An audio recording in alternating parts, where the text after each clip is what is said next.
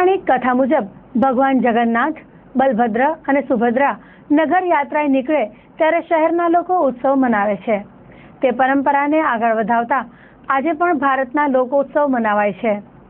અષાઢી બીજની પૂર્વ સંધ્યાએ ભુજ સ્વામિનારાયણ સંપ્રદાયના પ્રસાદી મંદિરેથી રથયાત્રા નીકળી હતી, જે મહાદેવગેટ, બસ સ્ટેશન રોડ, વીડી હાઈસ્કૂલ, જ્યુબિલી ગ્રાઉન્ડ સર્કલ થઈને નૂતન મંદિરે પહોંચી હતી।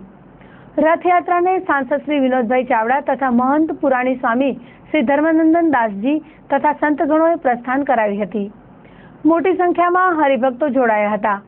બેન્ડ, રાસ મંડળી તથા આકર્ષક ફ્લોટ્સ જોવા શહેરીજનો ઉમટી પડ્યા હતા।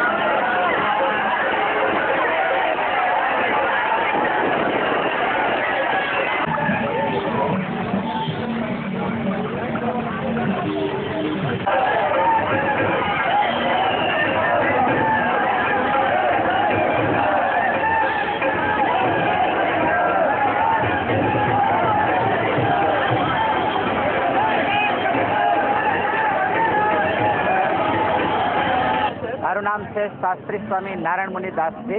પ્રસાદી મંદિરની અંદર કોઠારની સેવા બજાવું છું અને આ વર્ષે દર વર્ષે જેમ જગન્નાથપુરીની અંદર જગન્નાથ ભગવાનની રથયાત્રા નીકળે, આપણા ગુજરાતની અંદર અમદાવાદની અંદર રથયાત્રા નીકળે અને મિનિંગ એવો છે કે ભગવાન જગન્નાથજી વરસાદ લેવા માટે જાય અષાઢી બીજને દિવસે અને વરસાદ લઈ અને ભગવાન જગન્નાથજી આવે છે, આવી ભાવનાથી આ ઉત્સવને ઉજવાય છે।